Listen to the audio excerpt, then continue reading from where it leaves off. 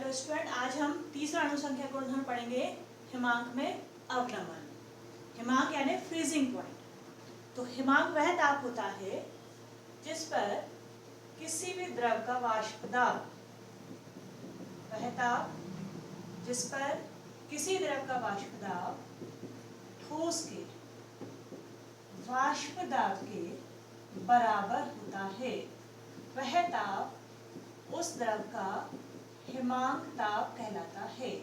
अर्थात हिमांक ताप पर द्रव और ठोस दोनों अवस्थाएं एक दूसरे के साथ साम्य अवस्था में उपस्थित होती हैं।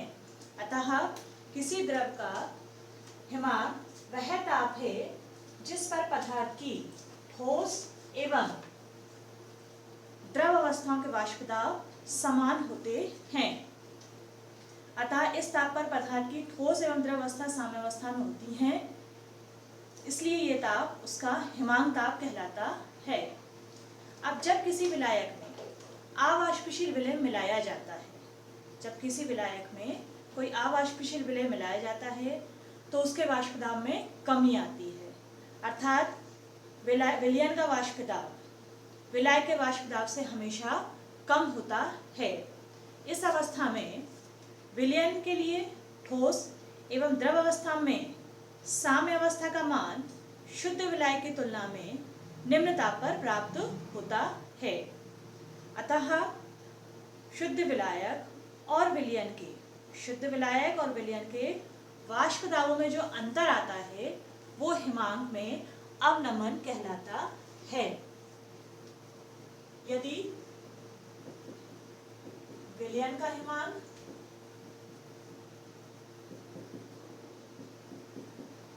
बराबर TF, F मतलब फ्रीजिंग का, और शुद्ध विलायक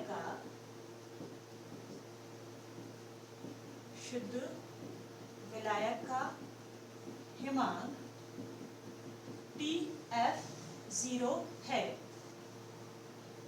तब हिमांक में अवनमन अर्थात कमी, हिमांक में अवनमन डेल्टा TF बराबर शुद्ध विलायक का हिमांक माइनस विलयन का हिमांक। तो शुद्ध विलायक के हिमांक और विलयन के हिमांक का अंतर हिमांक में अवनमन कहलाता है। अब हमें सिद्ध करना है कि हिमांक में अवनमन एक अणुसंख्या गुणधर्म है। तो शुद्ध विलायक अर्थात तनु विलयन के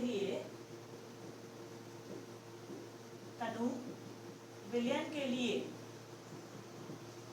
हिमांक में अवनमन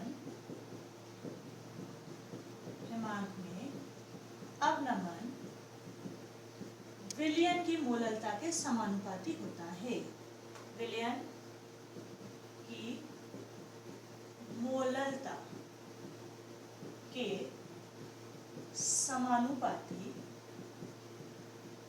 होता है। अतः डेल्टा TF समानुपाती M विलयन की मोललता के, डेल्टा TF बराबर KF M समीकरण 2, जहाँ KF समानुपातिक स्थिरांक है जिसे मोलल हिमांक मापी स्थिरांक कहा जाता है, मोलल हिमांक मापी स्थिरांक, तथा M विलयन की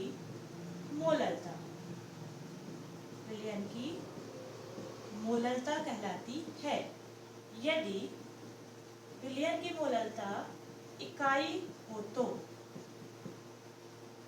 तो समीकरण 2 के अनुसार, समीकरण 2 डेल्टा TF बराबर KF इंटू 1, अर्थात डेल्टा TF बराबर KF के आ जाएगा, समीकरण 3। तो समीकरण 1 से स्पष्ट होता है कि हिमांक में अवनमन विलयन की मोललता के समानुपाती है और विलयन की मोललता विलयन में उपस्थित विलय के मोलों की संख्या पर निर्भर करती है। अतः हिमांक में अवनमन एक अणु संख्या गुणधर्म है। तो सर्वप्रथम हिमांक वह ताप होता है जिस पर किसी द्रव का वाष्प दाब ठोस के वाष्प दाब के बराबर होता है, अर्थात हिमांक ताप पर ठोस और द्रव दोनों अवस्था एक दूसरे के साथ साम्य अवस्था में उपस्थित होती हैं। जब किसी शुद्ध विलायक में कोई अवाष्पशील विलय मिलाया जाता है तो विलयन के वाष्प दाब में कमी हो जाती है, अर्थात विलायक का वाष्प दाब विलयन के वाष्प दाब से सदैव कम होता है। इस स्थिति में विलयन के लिए ठोस एवं द्रव अवस्था में साम्य अवस्था का मान शुद्ध विलायक की तुलना में निम्न ताप पर प्राप्त होता है। यदि विलयन का हिमांक ताप Tf है और शुद्ध विलायक का हिमांक ताप Tf0 है तो शुद्ध विलायक और विलयन के हिमांकों का अंतर हिमांक में अवनमन अर्थात कमी कहलाता है। प्रयोगों द्वारा यह सिद्ध हुआ है कि तनु विलयन के लिए हिमांक में अवनमन विलयन की मोलरता के समानुपाती होता है, अर्थात डेल्टा Tf समानुपाती है n के समानुपाती। का निशान हटाएंगे तो डेल्टा Tf बराबर Kf बराबर m, जहाँ Kf एक समानुपातिक स्थिरांक है जो मोलर हिमांक मामूली स्थिरांक कहलाता है तथा m विलयन की मोलरता है। यदि विलयन की मोलरता इकाई हो तो डेल्टा Tf बराबर Kf। तो हिमांक में अवनमन एक स्थिरांक होता है जब विलयन की मोलरता का मान इकाई होता है। समीकरण 1 से स्पष्ट है कि हिमांक में अवनमन विलयन की मोलरता के समानुपाती है और विलयन की मोलरता विलयन में उपस्थित विलय कणों की संख्या पर निर्भर करता है, अतः हिमांक में अवनमन एक अणु संख्या गुणधर्म है। तत्पश्चात हिमांक में अवनमन द्वारा विलय के अणु भार की गणना करना है। जैसे आपने क्वथनांक में उन्नयन द्वारा की थी ऐसे ही हम इसमें करेंगे। हिमांक में अवनमन द्वारा विलय के अणुभार की गणना, विलय के अणुभार की गणना हम जानते हैं कि हिमांक में अवनमन डेल्टा Tf समानुपाती विलयन की मोलरता के डेल्टा Tf बराबर Kf इंटू m, समीकरण 2, जहाँ m इक्वल्स टू विलयन की मोलरता है और विलयन की मोलरता बराबर विलय का भार इंटू 1000 बटे विलय का अणुभार इंटू विलायक का ग्राम में द्रव्यमान, अर्थात m बराबर विलय का भार Wv इंटू 1000 बटे विलय का भार Mv इंटू विलायक का द्रव्यमान Wa।